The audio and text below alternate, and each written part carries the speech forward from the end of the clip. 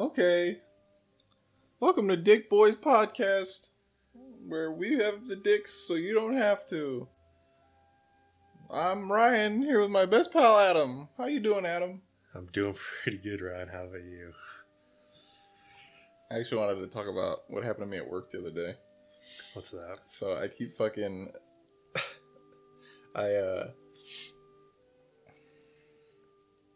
When you're working, like, I have to get down and I'm, like, doing a lot of manual labor and shit, like, lifting stuff and moving things, because I work at Home Depot. And, so I ripped my pants there twice. And both times it was, like, a really small rip, like, right in the crotch, so, like, it didn't really offset my day, and I was really just able to handle it. And just, like, finish the day, and I just don't wear them anymore now. Because it's not visible, I just know that it's there, and it's not great. But, the other day, it was busy as fuck. So it was 2 days ago, and it was super busy. And I'm, like, running around doing a million things. And, some Mexican guy is trying to talk to me about microwaves, and I can't speak Spanish, and I also know nothing about those microwaves. So I go to get the manager. A nice fucking truck in the background. So I go and get my manager so that he can come over and help. And then he was like, alright, so you go and get, like, this tile or whatever for me while I'm doing this. And so I go to get the tile, and they're, like, these little wing stacks that we have. They're just, like, the shitty little things in the middle of the aisle that try to sell stuff. And it was a really heavy fucking metal wing stack that had a bunch of tile on it. So it was probably, like, 300, 400 pounds on this stupid wing stack. And it's right in front of the tile I'm supposed to grab. So I'm, like, trying to nudge it, trying to push it over to, like, just to get at the goddamn tile. And so, like, I get, nothing's working. So I finally, like, I'm like, fuck it. And I'm about to manhandle this thing. So I squat real low and I start yanking on this motherfucker. And, my pants fucking explode. Like, off my ass, dude, like, like, it wasn't, like, a rip, like, a little, like, and, like, I was like, oh, no, they like, it was like, they couldn't contain me anymore, like, it fucking ripped from the back of my right knee all the way up to the belt line on my ass, and it just fucking exploded, and I was like, this is unbelievable. And so I just grabbed the tile, and, like, my whole leg, like, the back of my right leg is just, like, completely visible. You can see my underwear and shit. I'm like, I was like, oh my god. And mind you, this is, like, the busiest day of the fucking year we've had so far. And I'm like, good, great. This is the perfect time for this. And so I grabbed the tile, and I walk back to where the manager is, and I give it to him, and I'm, like, doing my best to, like, keep my front to all the customers and every person I'm talking to. And at the front desk, there's like a little cage behind it where you put, like, people can order shit or call in and say they want something, and so you just put it at the, like, in that cage of the front desk. So I go behind the cage, which is, like, closed off, nobody can see back there. And I'm like, I'm really trying to figure... Because I'm, like, the furthest away from the break room you can possibly be in the fucking store at that moment. And I'm like, I have to traverse at least a good maybe 100 yards to get to the fucking break room. And it is the busiest day of the year. I need an audible. Like, I need a way to make this happen. And so, in my apron, I have some fucking, like, packing tape. Like, packaging tape, the big see-through bullshit. And so I tape up the fucking hole in my pants the best that I can. Like, just real shitty, like, just looking back. I can't see the hole because it's on my ass. So I'm just doing my best to feel it out and put the tape on there. And it's not working great, but I'm like, this is literally all that I have. So I tape it up and I start walking really fast. I decide if I walk to the back wall, I'm in the front of the store, the very, very front wall. I'm like, if I walk to the back wall of the store, I should be able to, like, because there's no customers back there usually, and nobody's back there. I could just get back there, and then I could walk, like, the long way over to the break room. And so I tape it up, and as I'm walking, I can feel the tape popping loose. Like, this shit wasn't working at all. And I'm going down one of the aisles, and, like, my ass is just completely hanging out by that point. Like, I just know it. And luckily, there's, like, nobody in the aisle that I'm walking through. And I finally get to the back. And of course, there's a couple motherfuckers on the back wall, even though there usually never isn't. And I fucking take the back wall all the way up. And I stopped in the middle of one of the aisles. And I typed on my phone for like that sheet of podcast ideas that I have. The first bullet on there it was like pants bullshit or something. Like I stopped to write that. And then I went to the back room, into the break room, and then fucking, there are other employees there, and like, there's a bunch of people, but there's no way I was gonna be able to walk through there and like hide it. So I just like owned it. I was like, hey, I walked up to somebody I'm chummy with, and I was like, hey, you want to see something fucking hilarious? And she was like, okay. And so I just turned around and showed her my whole asshole. And yeah, that was pretty good. And so I was like, I still had 3 hours left in my shift. Like I couldn't just leave. And so I grabbed a stapler off the manager's desk and I went to the bathroom and took my pants off. I stapled up the hole, and then I texted Ellie, my girlfriend, a picture of what the fuck happened, just so that she could see it, because I thought she'd think it was funny. And she was nice enough to bring me a pair of shorts, so I was able to get through it. Not like basketball shorts, but shorts that you're allowed to wear. And so I got through it, and yeah. So that's the story about how my fucking pants exploded. Pretty good. I could go get the fucking pants right now. Like, they're still in there in my bedroom with it. Yeah, let me go. Because the fucking hole is ridiculous. It seriously exploded off of my cheeks. He's actually getting the pants, but you guys aren't going to be able to see him. So this will be fun.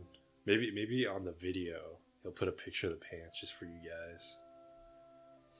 We'll see. That's the hole. Oh, and now they're not stapled.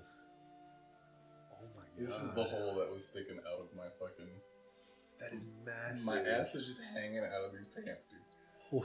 Oh my god. Yeah, there's the staples there sticking out. It was a good time. I pulled it off. It was a successful day.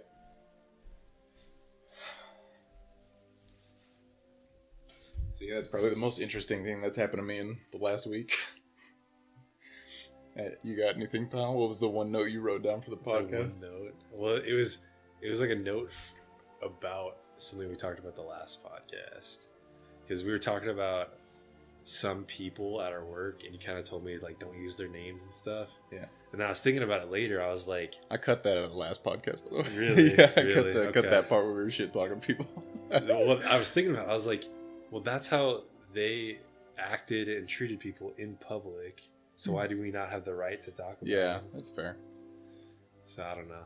It's a thought I had, but yeah, I mean, it's almost like everybody has their faults, and it's over. So I don't want to be like I'll shit talk them to you. You know what I mean? True. But the way that I'm viewing this is like, would I get on a stage and ridicule these people for the bad that they've done? And it's like, no, I wouldn't. Just because it's like I did stupid shit while I was there, and hey pal, what are you doing? Just recording a podcast, no problem. I mean, I can't walk through my own house. Do you want some? No, I'm alright.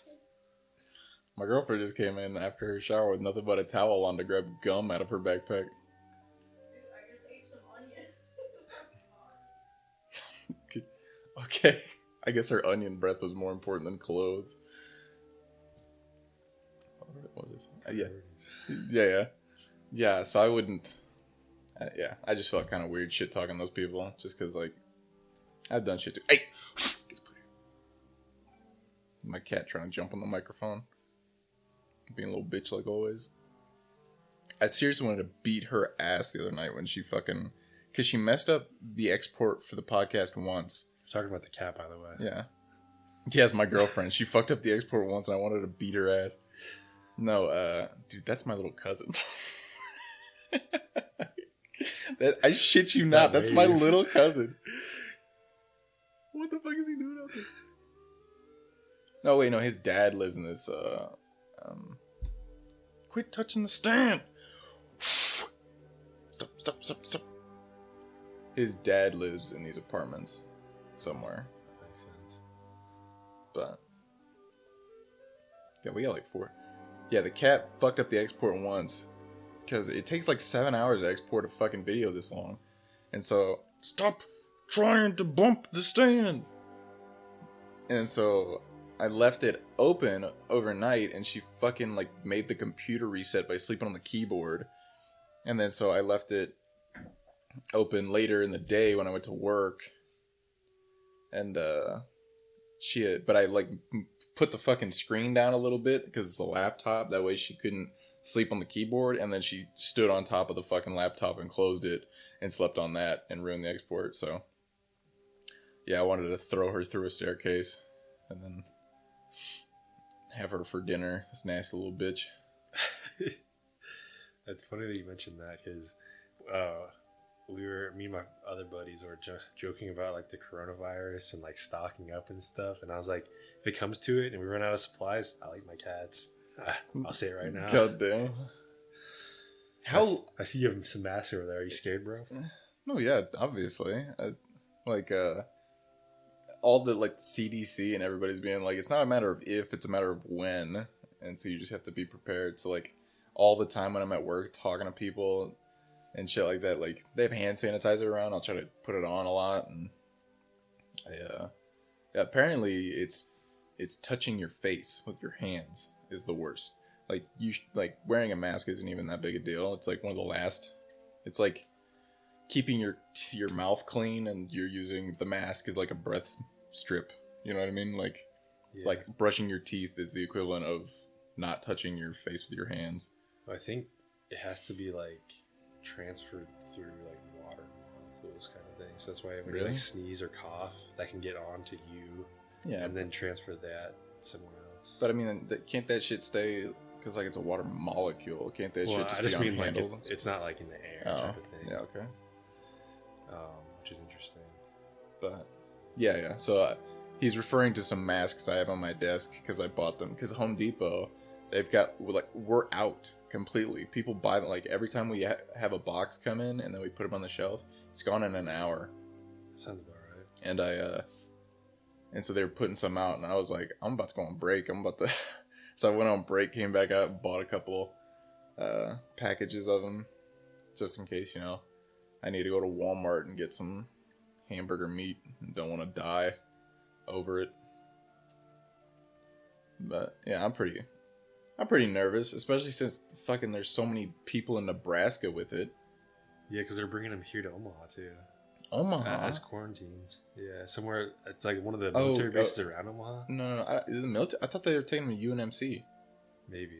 But they're quarantining them somewhere here in the Omaha area of Nebraska. And just over the weekend, we had our first death.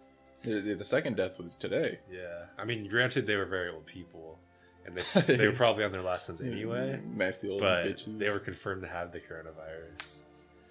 So it's kind of scary. Yeah, you're basically rolling the dice if you get the coronavirus, because it's like some people, the way that they react to it is it's no different than a head cold. Yeah.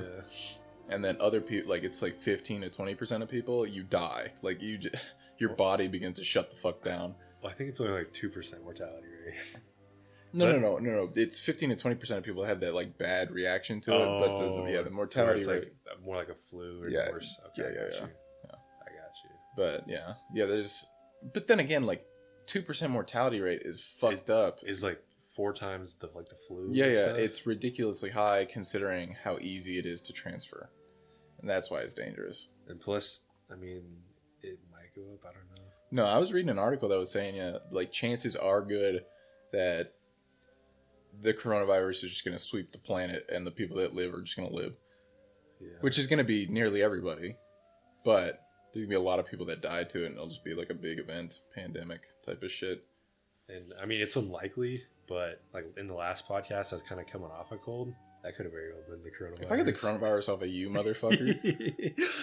I mean, it's probably not, because that started, my last purchase would be a shotgun. Before, U.S. cases, but who knows? My friends and I know you always keep the front door unlocked. I'll just fucking bust in there. That's all that. Start boom clap. Yeah, because I know where you live. What the fuck? Yeah. We joke about it comes from bat soup. Yeah, it does. It's what it came from. So we're always joking about like eating bats and stuff. I don't know. It's super weird. It's so fucking. That's so nasty, though, dude. Like, why? Like, I know China, like mainland China, is like desolate and super poor. What do you want?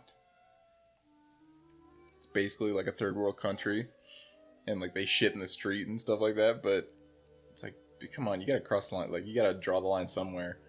Fucking bat soup, dude. Flying rats. Why must you touch the microphone stand, Cat?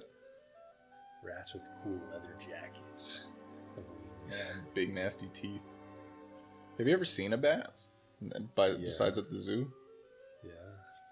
Like, when I was in, like, middle school, I went to the Jewel Cave in South Dakota for Boy Scouts. Dude, my God. I was such a cool guy. And in there, there's bats. Oh, that's cool. Which is, like, feels way worse because you're in, like, a cramped, like, cave system. But the thing is, like, what the fuck is a bat gonna do to you? Like, I know. And then all of a sudden there's a bat flying around. You're like, oh, fuck. Don't bats have, like, a really high rate of rabies or some shit? Probably.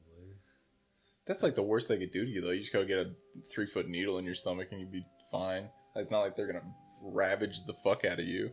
I mean, if you eat them, yeah. You fucking make bat soup. Oh my God. Dude, I actually looked that up, and sometimes they leave the bats in there, like, they cook the whole body.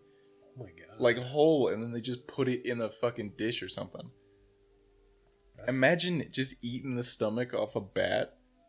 Like, just grabbing it like it's a fucking burger and just taking a big chunk out of the side. Like the head and stuff is still there? Yes! Everything! Oh it's like a fish, you know? It's like sometimes you cut open the fish and you take out the organs and shit and you just leave the meat, including the head and everything. Oh. I don't know. Yeah, the picture that I saw, I didn't see any fucking cuts in it. So I was like, did they... Just a whole ass. Yeah, I mean, like, or you can eat organs, I guess, but like... If they're cooked, but Jesus Christ. Wow. I wonder if they got some viruses from that shit. It's disgusting. I wonder what it tastes like, though. Like, I'd unironically try it.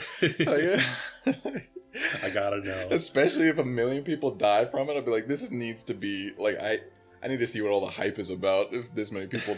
like, it's soup to die for, you know what I mean? Like, soup to die for. I mean, maybe if I get confirmed corona, maybe I'll go try some. Just go give it a chance. Like, might as well go to China at that point. Yeah, go to Wuhan. Dude, seeing the pictures of people in Wuhan, it's crazy. Because they threw like a bunch of shit to block up the like main streets so that nobody can get in and out. If you get seen coughing anywhere, you're going to get yanked by people and get taken to a quarantined hospital. There's a ton of folks that are just like, they literally are not leaving their homes and apartments.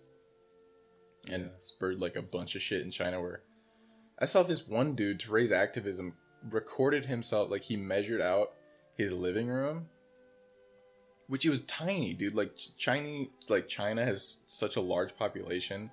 And Wuhan is like a mega city. So their apartments are fucking small.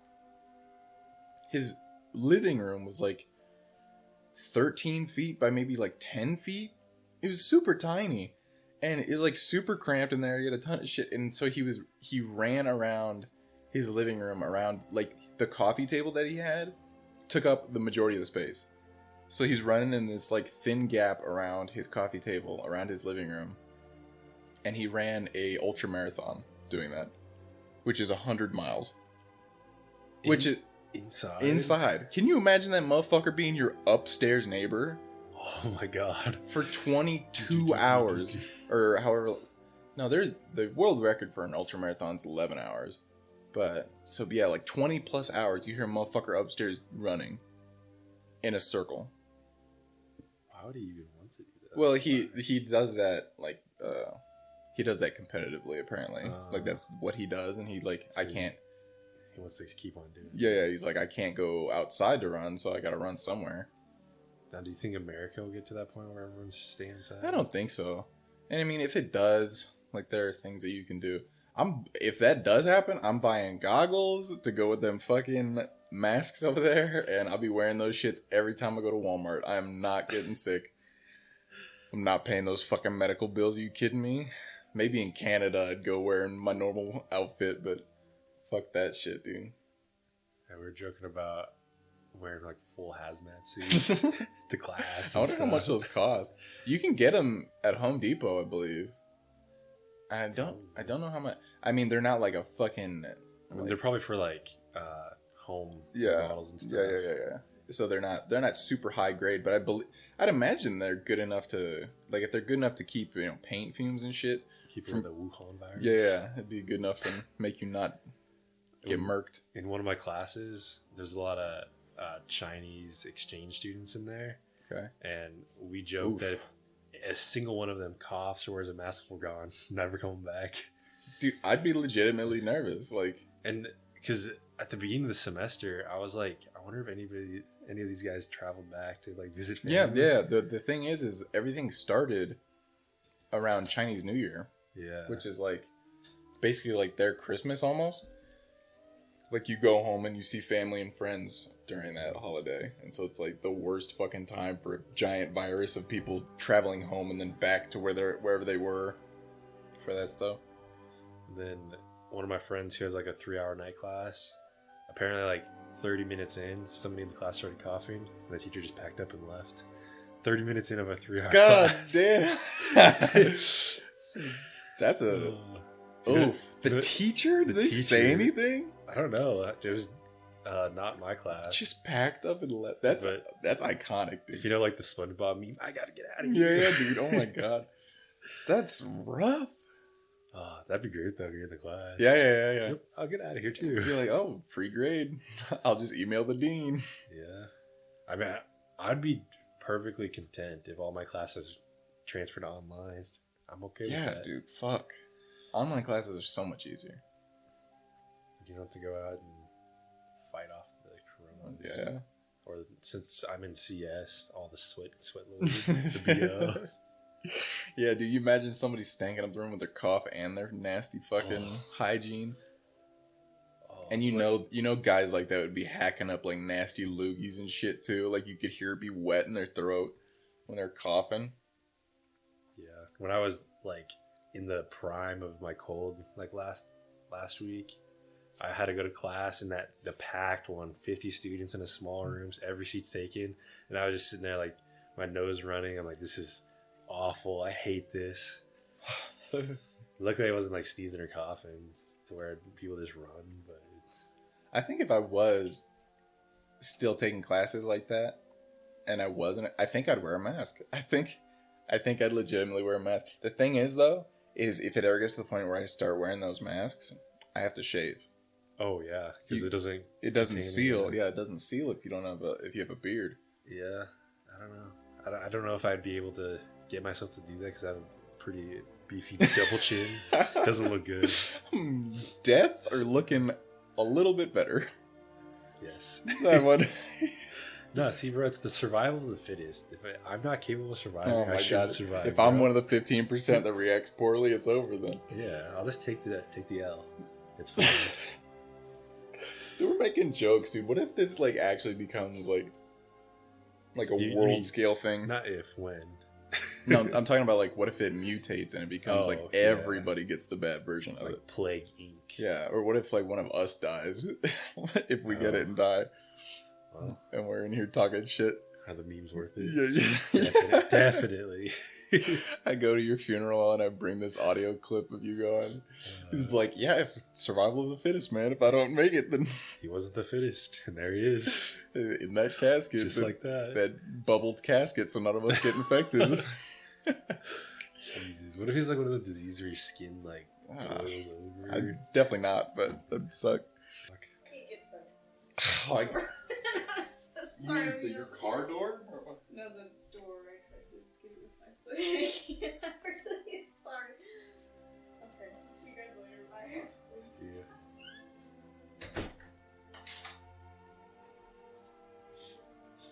Now that bitch is gone. She barely heard me. Apparently, boys only. Apparently, the alcohol corona Yeah. came up with an ad recently. Oh, really? It was like the new Corona seltzer shores up or something, and it had them like on a shore, but like I always see the coronavirus coming over. Everybody was memeing on them. So I think their stock tanks and stuff. Well, it's been tanking, and they're because which is not their fault at all. Though, yeah, which sucks. No. Because I was reading an article about it because they were complaining because they were on a downswing anyway, like they weren't doing well as a company. Yeah. And then this happened, and now they're just eating shit. Yeah, I mean, I definitely noticed in the news they try to call it COVID-19 more often. Yeah. now. It's like yeah. That's what It's not as ringy as Corona. Yeah, it was the same thing they do with the swine flu. Yeah, It was like it's H1N1. So the pig market would be fine. I don't know. That's probably why they did it. Actually, that makes a lot of sense. See, but nobody gives a fuck about Corona. Like honestly, like Yeah, I'm pretty sure one of my friends had the swine flu. yeah, I knew somebody who had the. He lived like dude, the same guy we talked about in the last podcast, that Bailey, the one who had the hog who tried to jerk off like this. Oh, Yeah, dude, he was the one. His little sister got the swine flu, and then he got it, but he didn't react to it poorly. But his little sister did. Yeah, I remember that. I was scared. I was like, "Oh fuck, get away from me, Bailey! Like, get the fuck out of here, dude." So maybe that's how he figured out how to jerk off. Like, he had so much time at home. That was like 2 weeks, and he's just like, I gotta burn this off somehow. I don't know. Say, what's that thing down there? Let's have some fun. Yeah, this is... God. I'm sorry, I completely interrupted you. What were you talking about? I don't know. Fuck. You're talking about COVID-19 and some other... yeah. Well, I mean, he lived like on a farm. I don't know if that has anything to do with increasing the chances of the swine flu. Oh. I would doubt it. Yeah. I mean, I don't know how that was like. Yeah, I don't think spread. I didn't have it. It's probably just like mad cow disease. Probably just like where it started. Yeah. I remember as a kid, people would joke that that's an STD. Mad cow disease. You had a fucking cow to get it. That's disgusting. Yeah, dude, and then fucking AIDS. Everybody says that one guy fucked a monkey. That's how he got... No, it was Ebola. No. The monkey one. AIDS is like gay. No, exactly. And so the joke when you were 5 or in elementary school and, gays were illegal, it was, how did AIDS start? Some guy fucked a monkey. I don't think gays were illegal. No, AIDS did come from a monkey species. Oh. Yeah. What was Ebola? Was that the same thing? Yeah, maybe it could have been. Hey, dude, fucking people say shit all the time. You gotta fuck something to get some disease, I guess. People are fucking bats in China, man. Fucking bat soup. Scalding hot. Bull is just slapping the surface with your dick. Oh my god. Just fucking making a mess everywhere. Plop, plop, plop, plop, plop. Crack open the mouth of the bat and just... Have you ever seen that video of a monkey raping a frog? I don't know. He's holding... It's like exactly how you're imagining. It's a monkey... It's actually like an ape, I think. It doesn't have a tail. But it's holding a frog just around the body with both of its hands. And it's cupping the mouth down on its dick, just up and down. You know what that reminds me of? And this is not like a race thing. Like the age of 5 with your your dad? Or no. The play that you introduced me to, the Book of Mormon, there's a song about like fucking a frog. Oh, yeah! to like not get AIDS or something. You trying to call them monkeys at them? No, but they're fucking a frog though. I don't know, just remind me of that. Who fucked the frog? Somebody, yeah, it was like the story ended up as like Brigham Young fucked the AIDS frog to save the clitoris or some shit. Yeah. It's the story of Dude, they got completely fucked by the end. That's a really good musical, but it's a fucking fever dream. Yeah. Oh my! Especially the one where the guy like goes to hell for like telling a lie about his brother. Oh yeah. He's like, oh my god, welcome to hell. It's a good one. That's a good song too, dude. Yeah. It's really cool. There's a lot of good ones now. I listen to it occasionally. The whole thing. Every time Satan is portrayed musically, I always like the music. Yeah. Every fucking time. He just has like that cool badass vibe. But it's like it's not like corny and gay, cheesy, dude, it's like rock and roll. Like video game YouTuber like badass, you know what I mean? Like like it's actually dope as fuck. Like what's that? Like Dale came down to Georgia looking for a soul to steal. You ever seen that song? I mean, or heard it, seen that song. You know, it's the one where they have like the fiddle off. Wait, what? Dude, you've definitely heard this. I've probably heard it. Yeah, you definitely heard it. Think of it. Yeah, dude, in that song, it's like the old fucking hillbilly and Satan are having a fiddle off. What? And you know, the story goes, yeah, devil went down to Georgia. Oh, it's a nice fucking advertisement. Okay, I think I yelled over it enough so you didn't hear it. Because YouTube is made by a bunch of gays who like to advertise the dumbest shit. Alright, cool.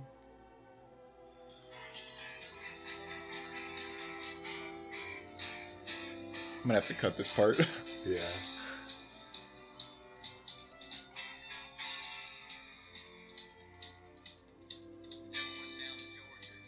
For a soul to steal.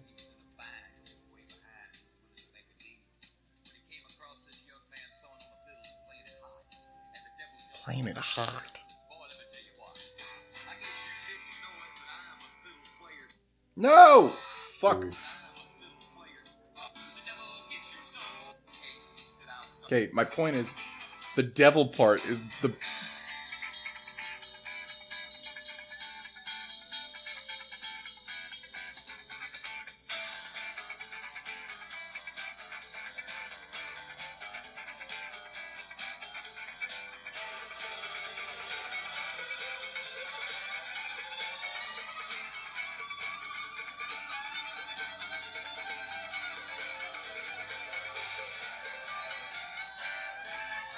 That's the devil part. I mean, this is the fucking good guys part.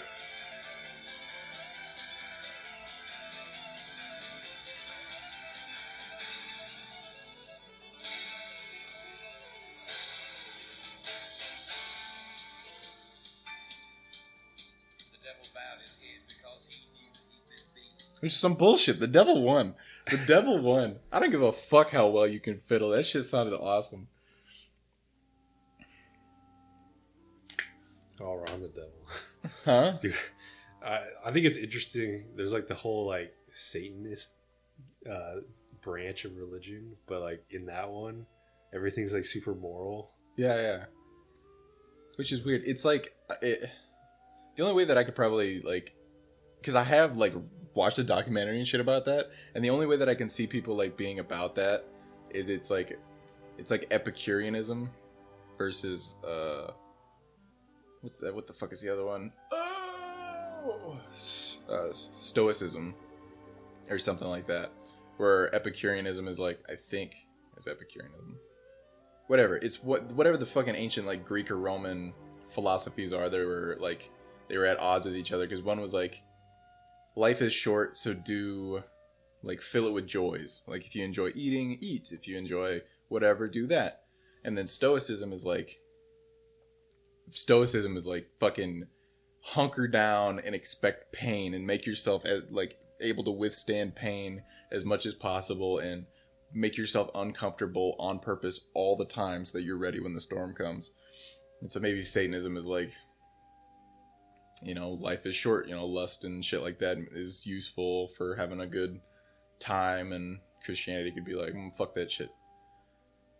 I mean, not even like considering a religion tied to either of those. Stoicism sounds like ass. No, dude, Stoicism. Why would you want to like hunker down that much though? Dude, you and I have talked about Stoicism at work before when we worked at UP. Yeah, I've listened to some audiobooks about Stoicism, and actually, if you learn about it, that's the way you describe it just there. Yeah. I was really like really like. Yeah, I was really extrapolating it. Because then you're just worried about everything. It seems like no, it's not a good way to live. I don't think it's as much about like worrying about everything. It's more so just.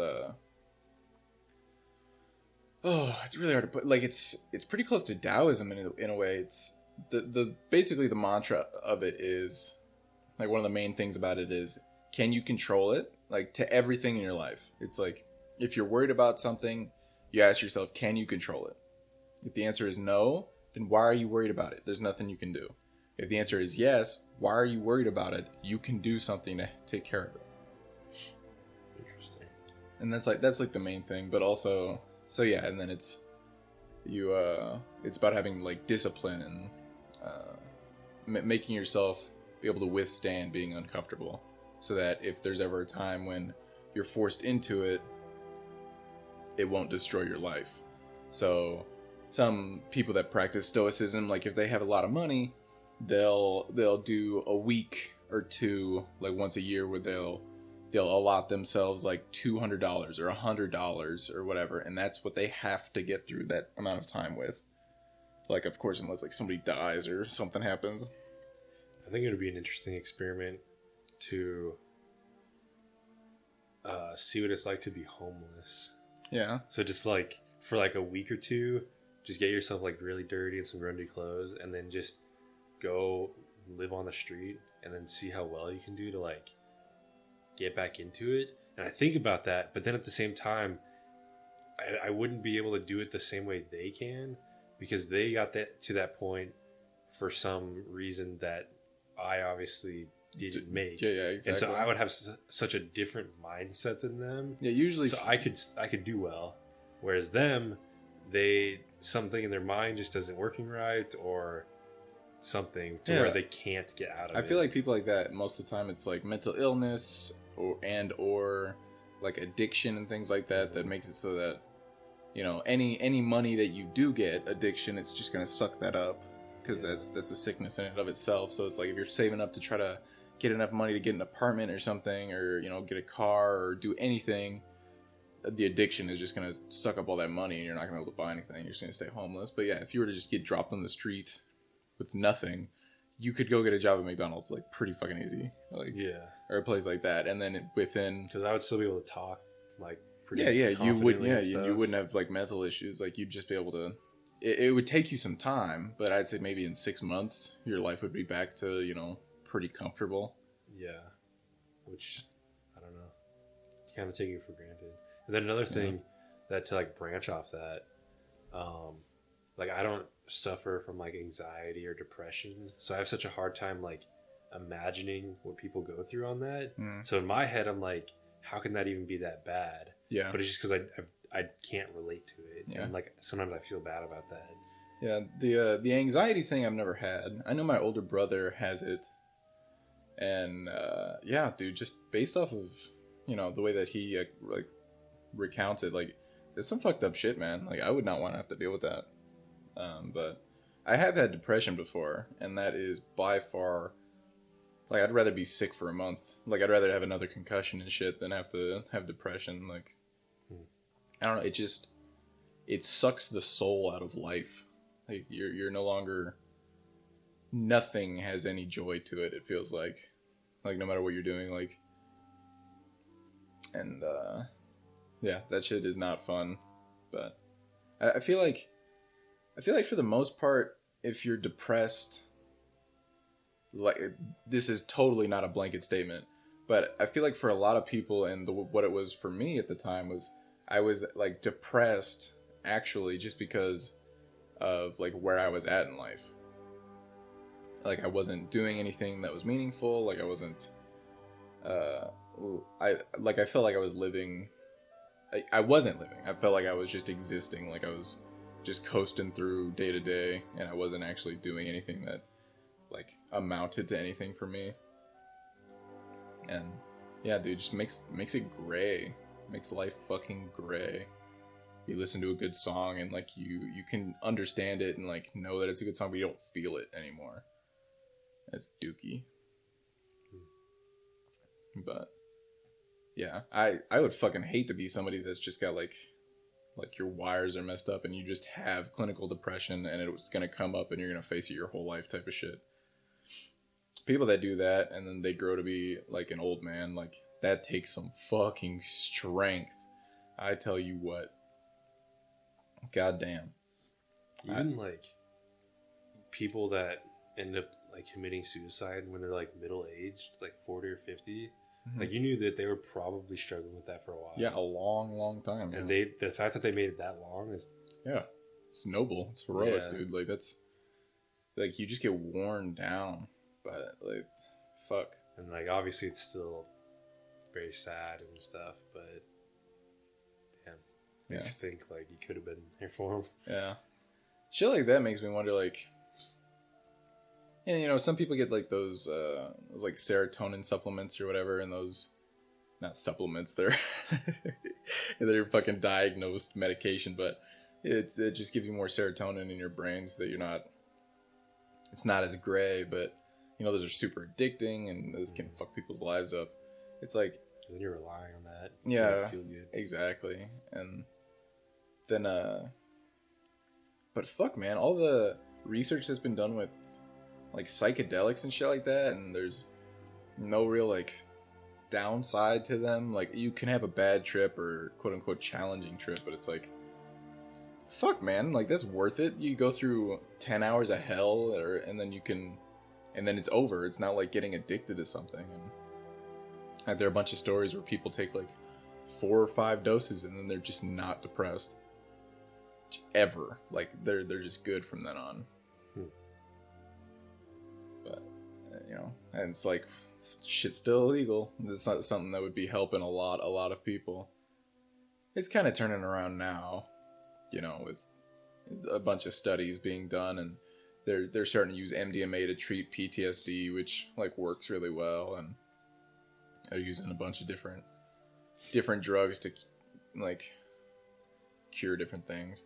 I mean, honestly, a big part of why it is still illegal is because drug companies, Yeah. even though they'll lose money to that, Exactly. because it'll be way more effective, probably cheaper. It'd be way cheaper, dude. Yeah. Just for growing mushrooms. I don't know how much that shit costs. Dude, but it cut, like, effectively, like, you'd have to pay for the man hours and, of course, like, the sanitary environment and shit like that. But it'd be so cheap because mushrooms propagate themselves, like, super well. Like, all you need is the resources for it. And you can mass produce mushrooms so fucking fast. Yeah, and then it would just be so much more effective than any drug could be. Yeah. Right now, like, a lot of those pain medications and stuff, they change what it is, but all they do is change it just a little Yeah, bit. just a tiny molecule. To make it a new thing. Yeah. And then it's more expensive, more addicting, the old one. It's ridiculous. I don't know. You could go into a whole ass discussion about Yeah, just that. it pisses I me don't off. want to. Yeah. But see, now that it looks like Bernie Sanders would probably be the nominee, is he, like, for legalizing that Yeah, stuff? dude, Okay. yeah. 'Cause I haven't really followed him. Yeah, he's, I mean, weed's definitely gonna get legalized, like, day one, I'm pretty sure. Mm-hmm. And then mushrooms I think, is gonna be the second to follow. And I feel like, once you get mushrooms, you're gonna get pretty much all of them. Yeah. And it's like, mushrooms, I believe, are, like, the, probably gonna be the most helpful. Come on, bro. Weed's a gateway drug. I mean, for some people it is, but for those people that, like, are looking for it, you know what I mean? Like, Yeah. I'm pretty sure if you give your dad an edible, he's not gonna be like, "Oh fuck, I need some heroin now." Like, Oh, shit. like, pretty sure we'd be all right if. I think people would be healthier if the only thing that they could do to, you know, relax or have a good time wouldn't just be alcohol or, you know, opiates or something that they have to get from the fuking doctor. True.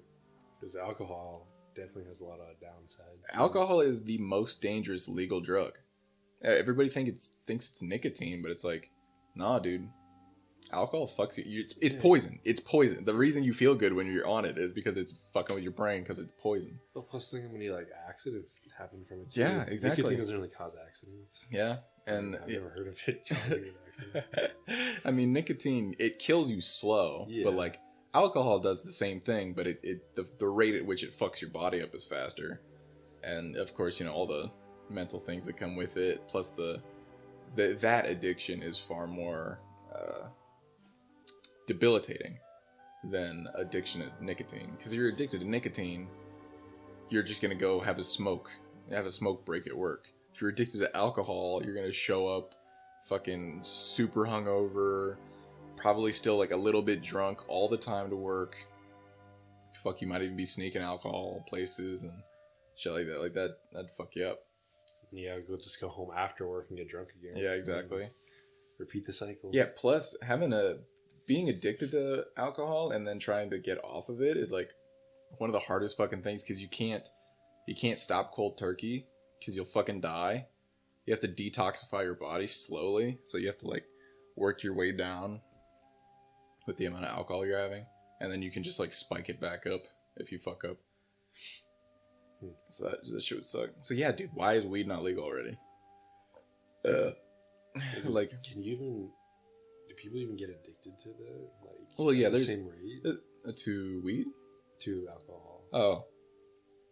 Oh, to that level of addiction? I don't think so. Like, 'Cause I know I've known some people that have done it like a ridiculous amount, but yeah, no, I don't think it's to that. You really got to be drinking. You know what I mean? Like, I know people that can have like a few drinks at the end of the day every now and then, and they're fine, which like isn't the healthiest, but I think you have to be like getting fucked up 5 or 6 days a week. You know what I mean? Like blackout drunk often. I guess last time we talked about like a porn addiction, but at what level of like consumption is it considered an addiction? I feel like it just when it starts like affecting your life. You know what I mean? Like when it can't just be like taken or left. When it's something that like you need to have. And you're always thinking about. Yeah. When like your day becomes, when's the next time I get to have this, and then you're just working through the rest of it. Because then your world just revolves around it. Yeah, exactly. Which is fucking rough, dude. Which is another thing that fucking psychedelics are good for. They're super, super, super effective at getting people off addictions. And there was a really fucking weird thing that they did a study with smokers, I believe, and then psilocybin, which is mushrooms. And they did it where they slowly incremented the doses, which is the way that you get the most benefits. So you slowly increment the doses from like 1 gram, 2 gram, 3 gram, 4 gram, 5 gram. And then 5 gram is like, it's called the heroic dose, because like your ego dissolves, you're no longer you, like you're just, it's like you reconnect to the universe entirely, and you're just fucked up pretty much, and you like meet God, and you figure out who you actually are and what's wrong with you. They find that if people have those experiences, I think it was something like it was a ridiculous number. It was like 85% or something super high of people stopped smoking after that. And then like 90% of the people who stopped smoking were still not smoking 6 months later. After 5 doses of a certain drug, that can stop a lifelong debilitating habit. Like, Jesus Christ. Why the fuck aren't we giving that shit to everybody? Or, yeah. Well, everybody that's not... That has a problem. No, I don't even think you have to have a problem. I mean, you don't have to give it to everybody. Oh, yeah. I'm saying, like, don't fucking give it to the kids and pregnant women and shit, but actually they discovered that it doesn't fuck with pregnancies. That is interesting. But, so yeah, give it to pregnant women. Yeah, don't be fucking kids up with it, because I don't know if they're mentally strong enough. Yeah. And also, it's, because like what, 1% of people have some form of schizophrenia. And so it's like, if you're predisposed to develop schizophrenia in your 20s, you can have a psychotic break from it. Like your schizophrenia will like begin basically all at once. And it'll fuck you up, and you might go... That's why you hear those stories about, like, people jumping out of windows and shit. They just had that mental break because they were gonna develop schizophrenia, or were already developing it, and the psychedelic pushed them over the edge. But, nah, dude. Like, seriously, I think, like, this is gonna be the most hippy-dippy bullshit I've ever said in my life to anybody, and it's gonna be recorded and put on the internet. But I legitimately believe that if every single politician and person that has ever been put into power of anything were to be forced to take a heroic dose of mushrooms before they were allowed to start their office, the world would be like 15% better. Like, he's got the measurements. No, dude, like, I'm not fucking around with you. He's got like, the stats. Yeah. My made up numbers. 15% better. I swear to God, I guarantee it.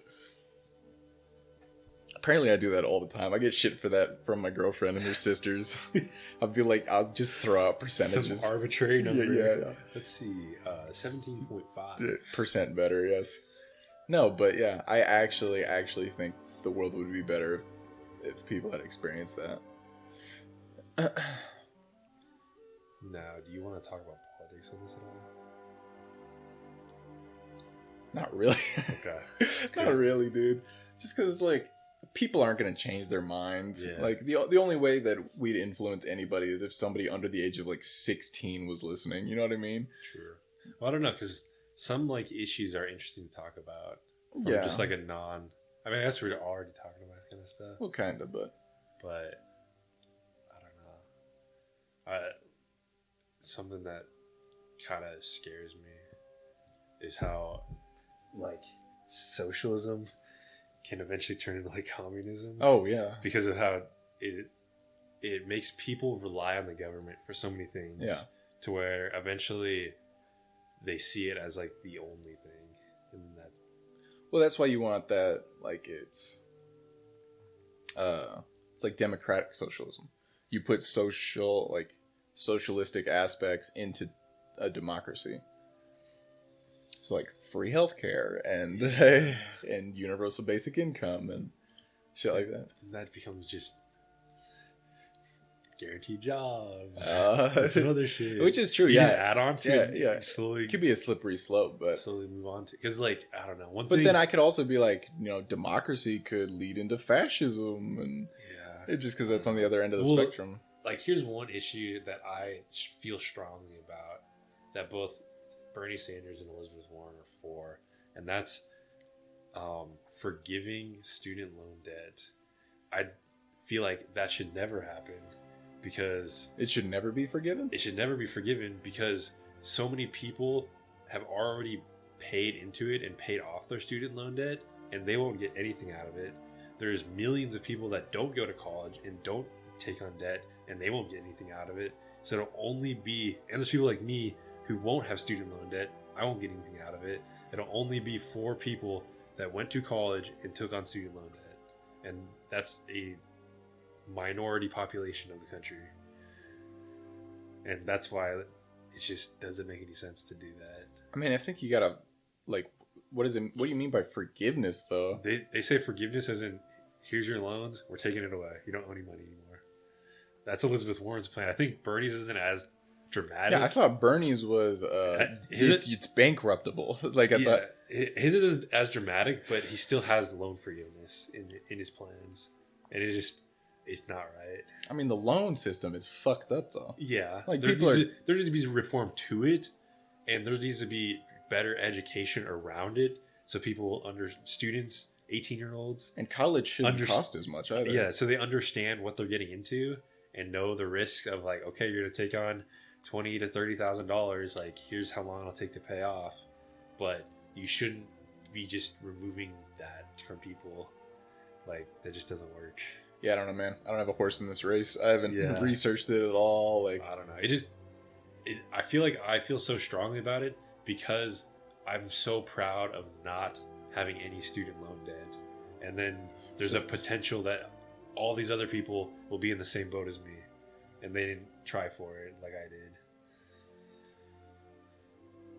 So you just like being above everyone else is what you're telling me, Adam? No. Your elitism is showing, my friend. I'm saying that people should have to put in the same type of effort. They shouldn't have that handout. Yeah, like that dipshit in high school that just went to college to party and took on $60,000 of loans just so he could be exercise science and then go work at Home Depot. But wait a minute. Oh my god. Wait a minute. I didn't do exercise science. And also I don't have any debt. Which I worked my ass off for that too. But yeah, I don't know. I mean, I guess it doesn't fuck with me that much just because I'm like, a lot of those kids were taken advantage of.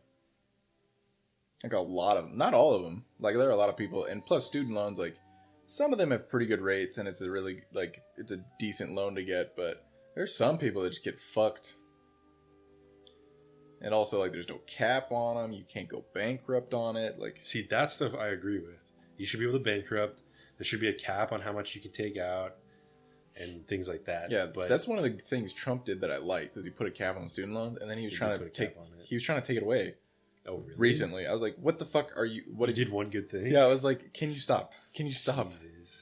Because then another thing is like going back to the schools, because there was no cap, they're like, okay, we can make it expensive as we want to. The politicians and stuff, they just need to go to them and be like, yo, this ain't right. Because if you look at school, like community colleges, I've taken like 6 or 7 community college courses to like fill in some gen eds, and they're like $300 for an entire class.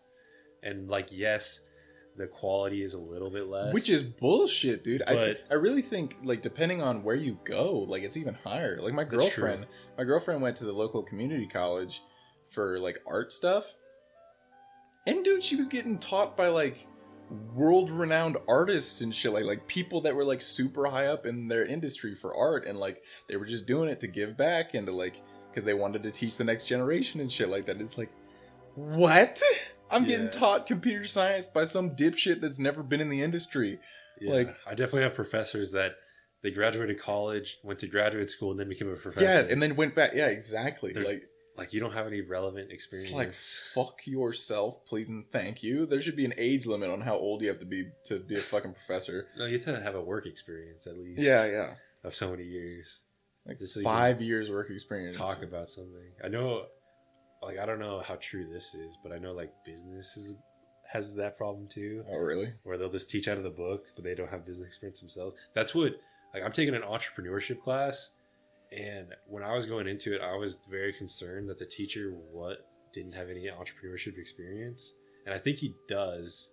He and like some other guy started some company, but I was like actually concerned. I was like, I don't want some dude just teaching out of a book. Yeah, putting these terrible ideas into my head. And then getting taught computer science or cybersecurity by some motherfucker who's got no experience with it. Just said, they were like, hey, can you fill this class? And they go, yeah, sure. You make a bullshit PowerPoint presentation curriculum, and college is fun. Everybody, go to college. Get loans. Live on campus. Enjoy the college life. Just so once you graduate, you can be depressed and have no money and work at a job for the rest of your life that you will not be satisfied with. Haha. Have fun. Yeah, here's another thing. Like, you can go to college, spend 4 years of your life to make a job that then you'll be spending the next like 20 years paying off. Yeah. Or you can graduate high school and start working and have no loans and be fine. Exactly. Like you can find jobs that don't require college experience that pay you well. Yeah. Fuck it, dude. Just go to a trade school or something if you want to make. Like, if you're trying to become an accountant, become an electrician. Takes way less time, way less money, and you make just as much, if not a little more, than a fucking accountant. Like, and you don't work in an office. And some people may not like this, but a lot of them are journeymen. Yeah. So a lot of people will like that because you got to travel around the country, you know? Like, my roommate's dad is a journeyman electrician, and he travels all around the country. Get paid fat bills for it. Over $100K, yeah. It's ridiculous. Yeah, fuck all that, dude. Or, like, there's so many, like, right now, if you're creative at all, right now is the best time in human history to be a creative looking to make money off of it. Like YouTube, Etsy, Twitch, fucking, there's so many outlets that you can do, like Patreon, different things that just, like, people will support you for being creative and artistic and, like, making entertainment or whatever. Like, it's the best fucking time ever for that. YouTube has millions of people with over 100,000 subscribers, which means that's their full-time job. Like, eat my asshole. That's the coolest shit I've ever heard. One of the YouTubers, like, I watch a lot of finance videos, and one of them, he like shows specifically how much he makes, and he has just over 1 million subscribers, but he makes over 100,000 a month.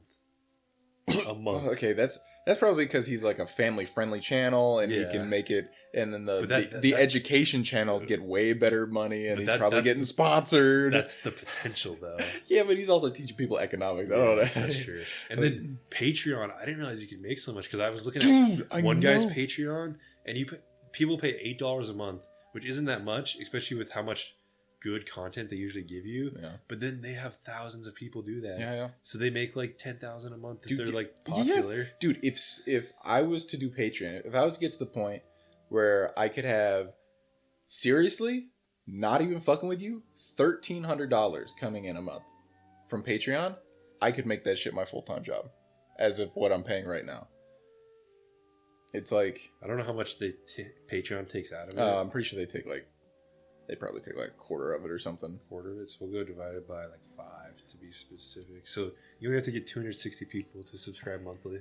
That's not that many. That is not a lot at all. That's nuts. That is half my graduating class, and that didn't feel like that many people. That's nuts. Yeah. That is crazy. And there's imagine having just 10,000 subscribers and like 1% of them were to give. Yeah, like that's ridiculous. You're already getting some cash, dude. Like that's fucking nuts. 10,000 times 1%. Yeah, so what? 100? 100 people. Yeah, get 100 people, $500. Yeah, and if you continue to grow, that'll continue to grow. Jiminy fuck.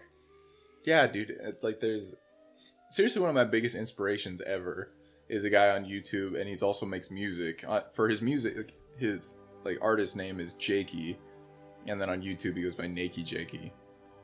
And he, dude, watching his channel grow, like if you go back and watch the old videos and like how it slowly gets better, it's fucking crazy.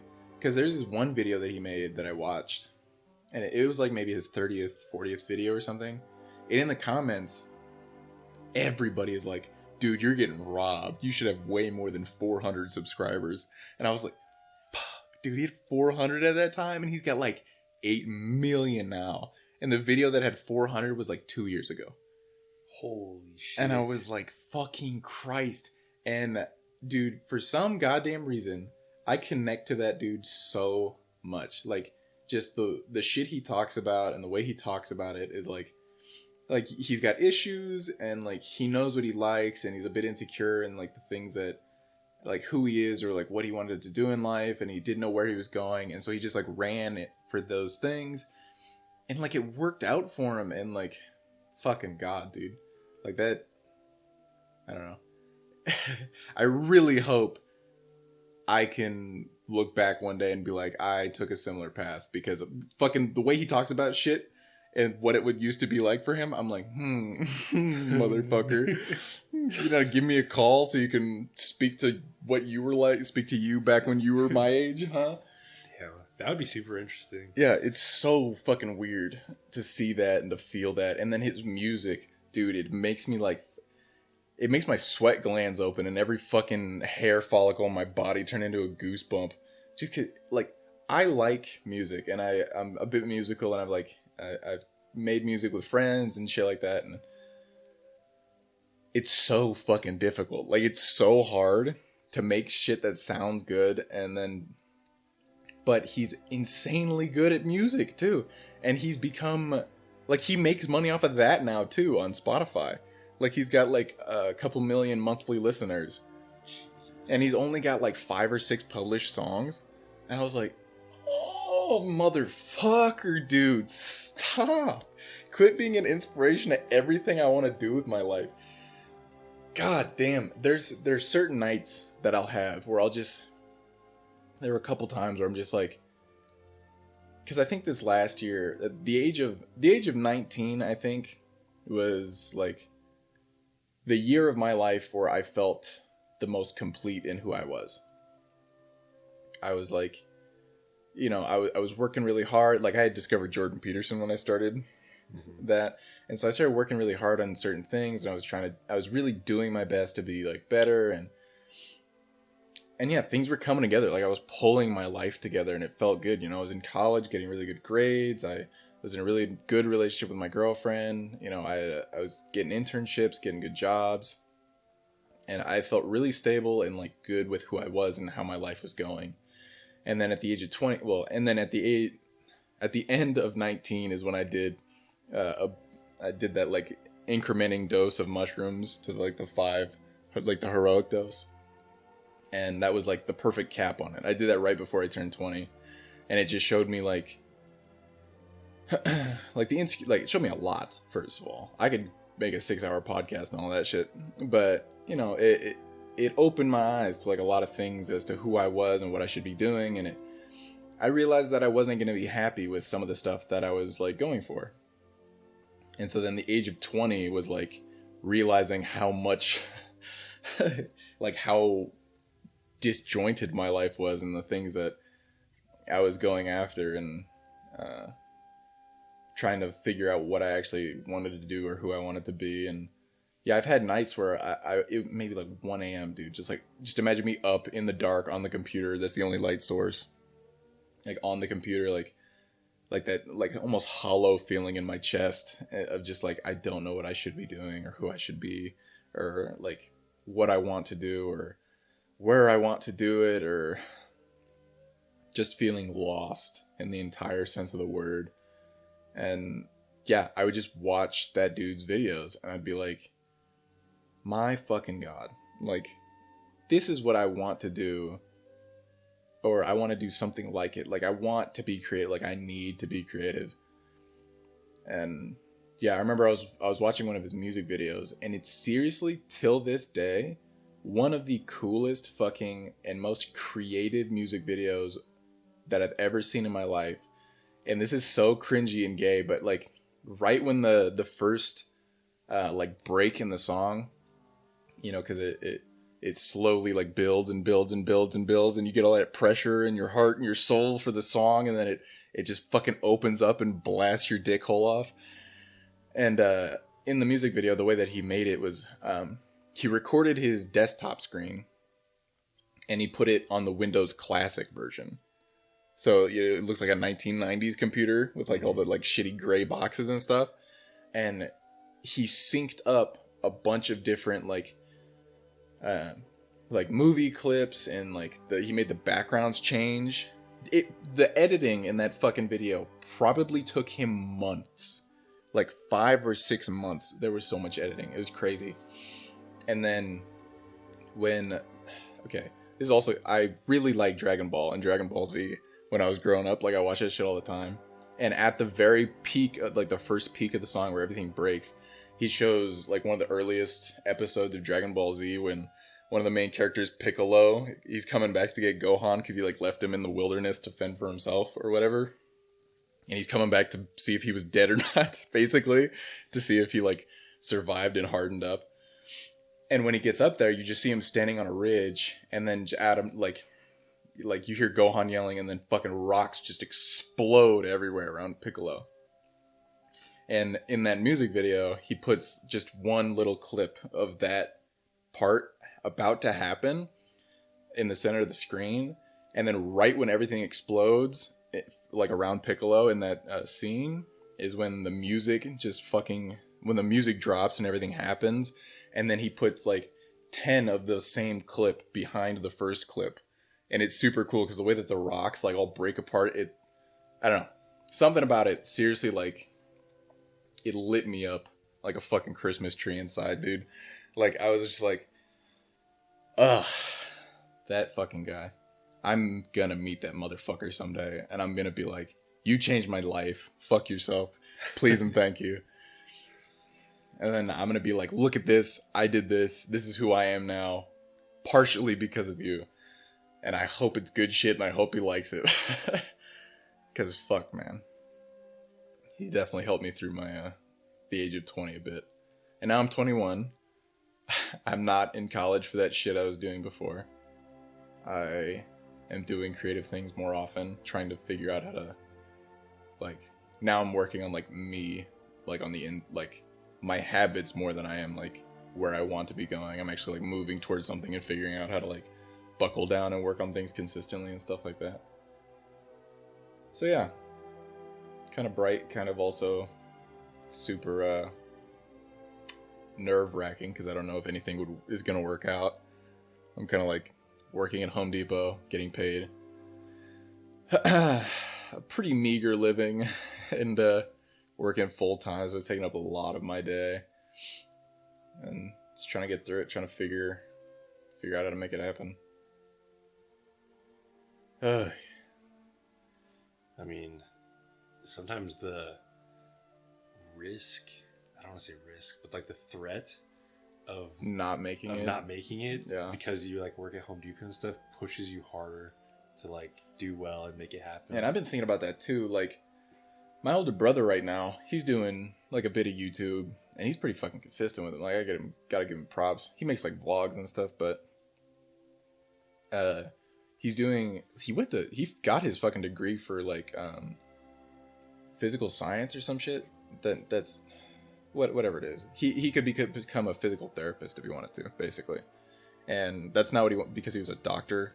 Not a doctor. He was a medic when he was in the army. So that was like the natural thing for him to do. And but he's in college right now again for like videography and filmmaking and stuff. What are you doing, cat? No.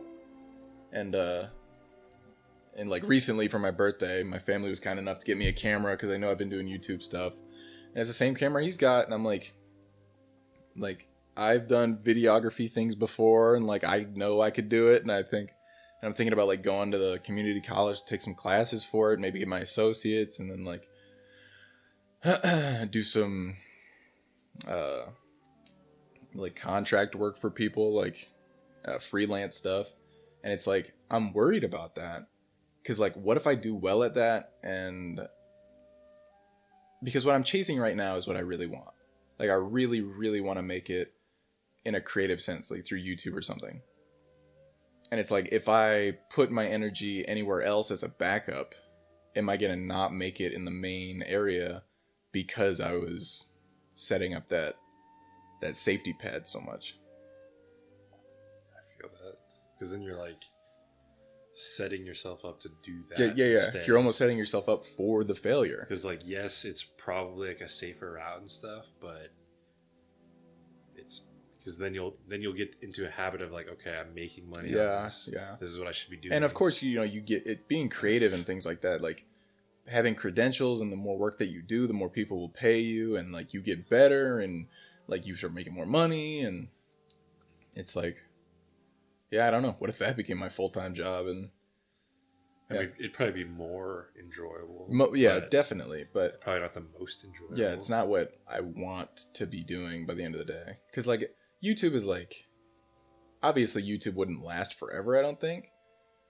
I mean, who fucking knows? Like, this is the first age of it. Like, we have no idea how far it goes or where it goes. I feel like YouTube will be around for a long time. Yeah, I know, but I mean, like, being commercially viable on YouTube as a person, you know? Oh, like, as you can make money. Yeah, but it's like, if I were to make that happen, I would be super high up on, like, a hierarchical ladder. Like, let's say. Like, I could move to a different area or ladder somewhere else a lot easier. Like, there are a ton of people that did YouTube and then went off, and because of that, they started, like, working on, like, animation shows, or, like, became voice actors, or, like, started doing stuff elsewhere just because they were a known face. They had made good stuff. People liked them, and yeah, like, you remember Filthy Frank? Did you ever watch Filthy Frank? I've seen him. Yeah, dude, and he became Joji, the fucking artist, the musician. You've definitely heard his songs. Probably. I guarantee you fucking have. He's like really sad boy hours music. Like sad boy hours. Yeah. The ones that you put on when it's raining outside, you kind of just glare out the window. Kinda. Almost. But you know Rich Chiga, right? He goes by Rich Brian now. You fucking definitely have seen him, dude. I know you have. It's fucking Joji, like slow dancing in the dark.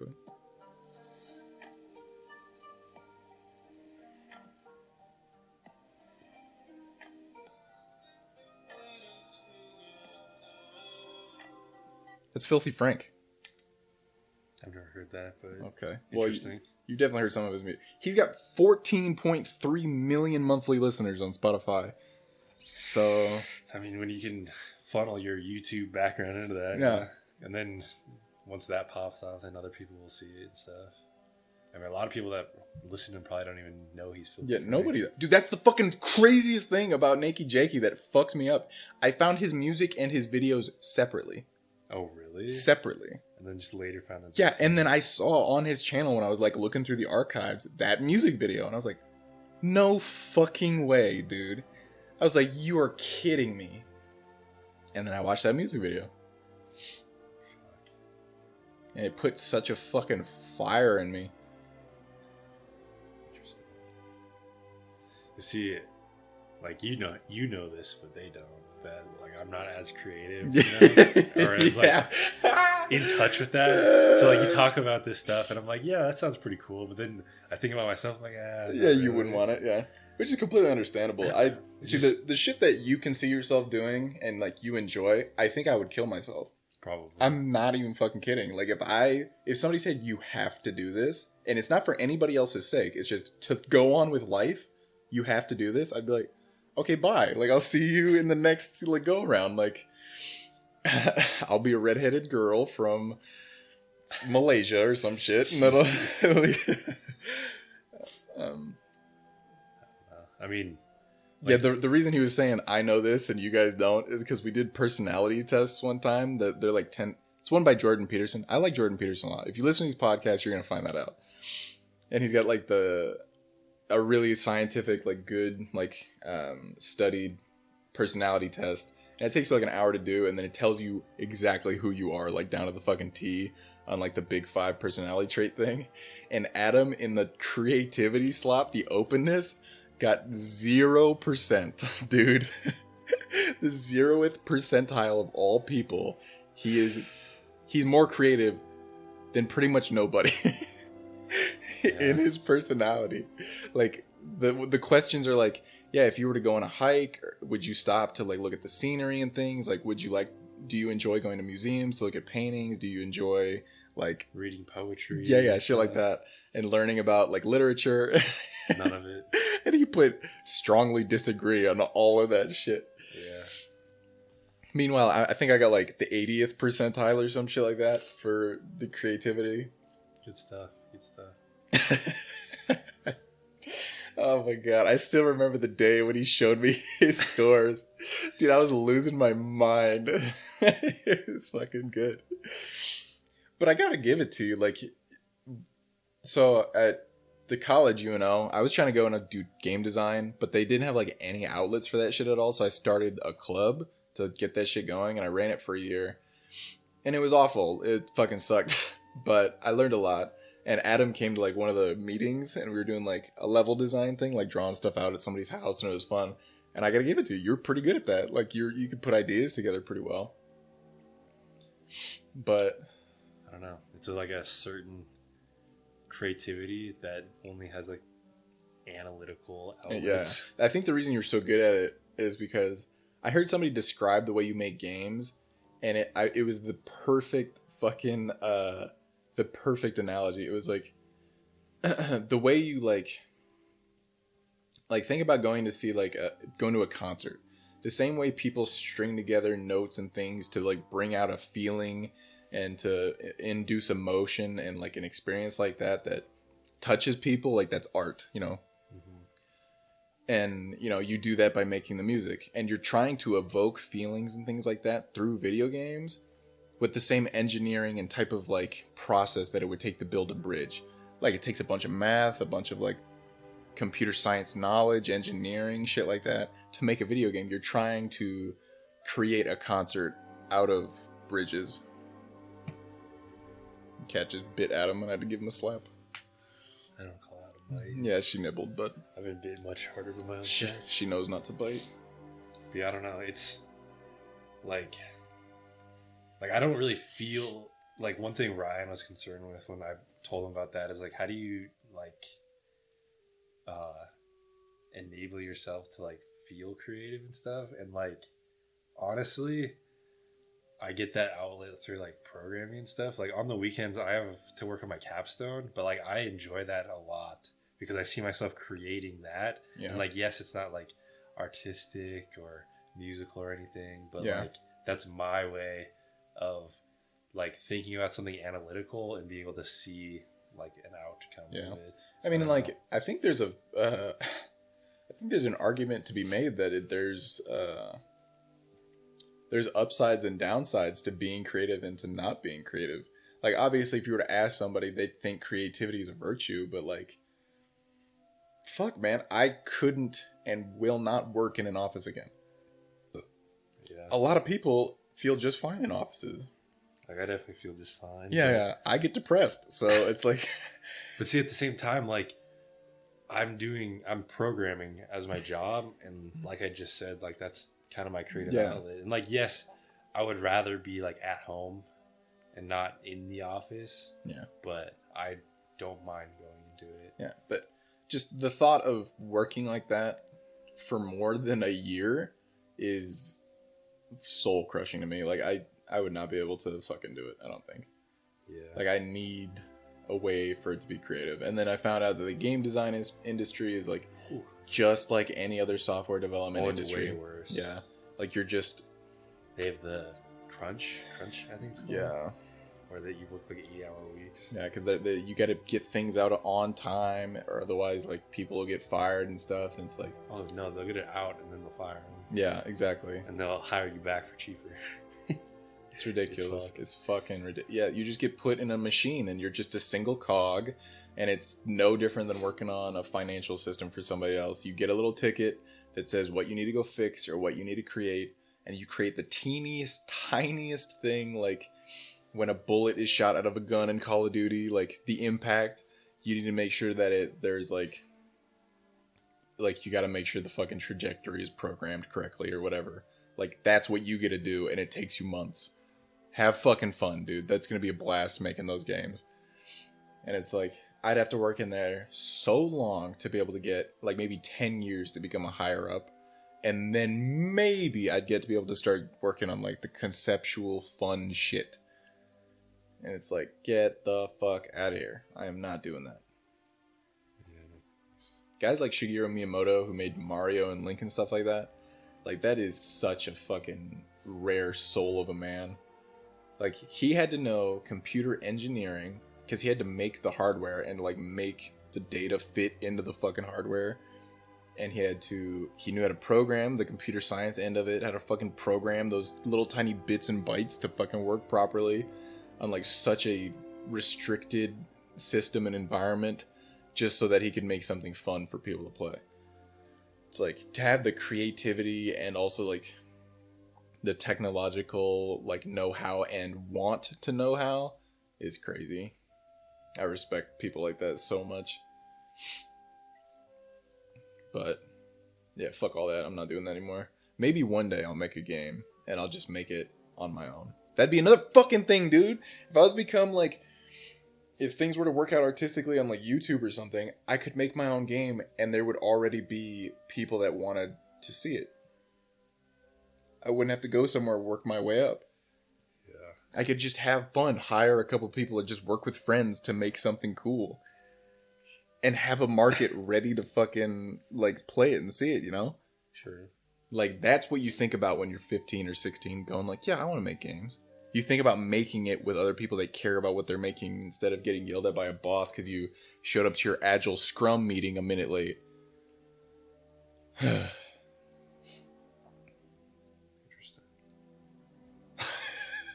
Adam's going like, No, I don't have any of those problems. But I would, like, I think I would be interested in making a game with me if I became YouTube famous, is what you're telling me? You know.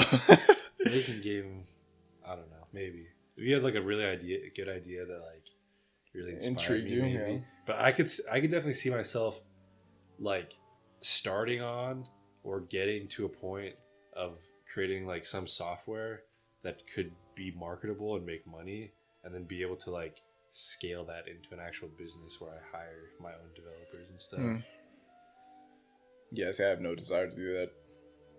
Like I think I have the personality where I could lead people and like be a manager and shit. I don't want to do that, dude. I so fucking do not want to be like running. Like, this might blow up in my face and I might be doing this someday, like who knows, but I'm really not interested in running a big business. I'm not interested in that at all. I'd rather, I don't know, man. I like being low to the ground almost, like. And that's tough to do because, you know, it's like, I'd like to make a good amount of money, but I'd also like to be low to the ground. It's like, what the fuck? Which one do you actually want? Interesting. Yeah. Well, see, the thing about like starting a business like that, you have to have your exit strategy of how you can get out, and then be able to not have to work again after that, either by selling it for a ton of money or making royalties on it. Royalties is definitely the way to go. Yeah, because like I'm not gonna like I mentioned just a little bit ago that I'm working on my capstone project, but how the product's set up and who we're making it for, I could see it turning into a business if we do it well. And selling it to one, it's for our school, but one, selling to the school, having them like it, help us improve it, but then being able to take that and go to other schools and sell it to them. And then since education is such an expensive thing, they'd be able to pay whatever for it. Exactly. And make it a monthly payment type of thing. Exactly. And then have it set up in such a way to where it doesn't need much management on your end to like keep it up. Exactly. And you're just making money for free. Good stuff. That'd be nuts. Yeah, I think seriously one of the most formative conversations that happened when I was 20 about all of this was seriously at UP, us talking about what we would do if we won the lottery. And you were like, yeah, I'd use a lot of that money to keep on doing what I'm already doing. And I was like, I would use that money to stop doing everything I'm doing and go in an entire different direction with my life. And I was like, oh, fuck. I might be fucking up here with everything that I've been doing. Yeah. Because I was like, yeah, I would drop out of college. I wouldn't be working here. I would be starting something creative. And I don't know. I definitely feel like my mindset's different than that if I won the lottery. Because I from between then and now, like I kind of remember that conversation. And like I know so much more about like how to invest and stuff that I would invest in like dividend stocks to where it'd pay me every month to where I could just live off that. And then I would probably still like program and stuff, but I don't think I would work for anybody. Yeah, that's my point though. You'd still be doing something close to that field that you're in already. Like you'd be wanting to try to make a business or something or make a product that people would want. I probably, because I would be able to just fund yourself. Yeah. And then it's like, fuck, man. But that just shows that I am in the right field though, like you said. Yeah, that should maybe that's a good thought experiment to have if you don't know what the fuck you're doing. What would you do if you won the lottery? That is definitely true. And most people, what's scary though about the lottery is that it's such a drastic change that most people like. Yeah, they can't handle it. They can't handle it, and their life gets worse. Yeah, that's because, dude, I seriously asked so many people, what would you do if you won the lottery? Would you take the lump sum or the monthly payment? Maybe it's yearly or whatever. Would you take the fucking annual payment? I think the annual. All of them say fucking lump sum. I'm like, why? Why the fuck ever would you need all that money at once? Ever. You get way more money in the long run if you take the payments. You get taxed way less on it. Yeah. And then the fucking... Plus, it's like the lump sum. Do you need pockets that deep? You still get like over $1 million a year after taxes. Yeah. For doing nothing. You're fucking... like, depending on the size, but like still. It's like, I would so much rather have future security than like current, like being at the top of the fucking mountain right now, this second. It's like, what the fuck would you do with that money, dude? Yeah, plus at a certain point, like the money doesn't, the amount doesn't matter anymore. Yeah, exactly. It's like, once you get 100 million, what the fuck is 120 million? Like, what do you... No, dude, fuck that. Right now, if somebody gave me $50,000, I'd be like, all right, yo, sweet, dude. I fucking don't have to work for years. That's what's crazy about where our current situation is that $50,000 would be able to support us for years. For like 4 or 5 years, I'd be fine on $50,000. Like, if Andrew Yang came president and got us $1,000 a month, I could live off $1,000 a month. I think about that all the time. I was like, right now, I could be working 10 hours a week at Home Depot and putting the rest of that into my creative efforts if Andrew Yang was president. Yeah, like I went back and like looked at how much specifically I spent like every month, and not a single month did I spend over $1,000. Jesus fuck. Which is ridiculous. Yeah, you have lower expenses than me. Yeah. Well, I mean, I split an apartment 3 ways. Yeah. The rent's lower. Yeah, I guess so. But god damn, dude, I want that shit. Did you know in the fucking 60s, UBI almost happened. It was basically going to happen. And then the Democrats stopped it. No, they didn't stop it. They wanted it to be more. Yeah, they stopped it. Like, it was going to pass. Everybody was down to make it pass. And then they stopped it to make it more money. Yeah, and then it got just completely scrapped. It got scrapped because something happened. What happened? Oh, the Nixon thing. Watergate happened. Oh. And so, like... Yeah, that makes sense. Yeah, and it just died. It just died! That's you so shitty. motherfuckers! My life would be so good right now. Yeah. 2024, we can hope. Yeah. No, but the thing is, though, is that, like, people like Bernie are like, no, I like his ideas. Like, and yeah, which is really... And Andrew Yang said he would endorse anyone that says they would do UBI. Yeah, he hasn't endorsed anybody yet. And I know Bloomberg was trying to get him to be VP, and I was like, what? Ooh, that doesn't make any sense. Huh. That would, like... I want him to be Sanders VP so bad. Yeah. Who was Sanders VP before? No, he didn't make the... I don't... He didn't make it. One. Yeah. Fuck, dude. Could you imagine a fucking Sanders Yang presidency, vice presidency? I'd come. I would fucking blow a nut 10 feet long. So I almost imagine that they would be able to implement the $1,000 a month. Yes, so fast. So fast. Well, like, I feel like Yang would push for it. Yeah. I know he was... he said he enjoyed the spirit of Medicare for all, but didn't support Medicare for all. Yeah. So he would push the $1,000 over that, which I like, because I don't know. They need to do something about the Medicare, dude. I get off my dad's Medicare in 5 years, and I am fucking nervous. Yeah. And I'm like, right now, I get paid extra money to not have health insurance through my work, just because I'm under 26. It's great. Oh, that's nuts. Just because I could be on my parents. Yeah, you don't have to have the health insurance package. But after that, dude. Not only do I lose that, but they don't pay for everything. So I have to pay part of it. Dude, the thing is you're salaried. Yeah. I'm hourly. Oh, fuck. Dude, this next 5 years are sink or swim for me. I make it or I don't. Shit. Like, come back when I'm 27 and we'll see if I'm dead or not. Like, be a part of the 27 club. That's interesting. Fuck, man. Yeah. Yang, I need that boy to save me. Oh my god. Oh, Christy almighty. Going for an hour and a half, you think that's...